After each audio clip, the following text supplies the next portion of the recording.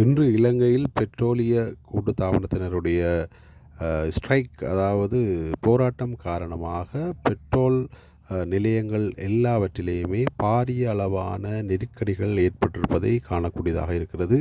குறிப்பாக நீங்கள் பார்த்து கொண்டிருப்பது யாழ் மாவட்டத்திலே இருக்கின்ற ஒரு பெட்ரோல் நிலையத்தினுடைய நிலைமை. இவ்வாறு பல நிலையங்களிலே பெட்ரோல் இல்லை, சில நிலையங்களிலே பெட்ரோல் இருக்கின்றது. அந்த நிலையங்களிலே மக்கள் நெருக்கடிகளுக்கு உள்ளான விதத்திலே தங்களுடைய பெட்ரோலை நிரப்பிச் செல்வதை காணக்கூடியதாக இருக்கின்றது. இது தொடருமாக இருந்தால் நாளை மறுதினம் மிக பெரிய நெருக்கடி பெட்ரோலுக்கு ஏற்படும் என்று கூறப்படுகின்றது.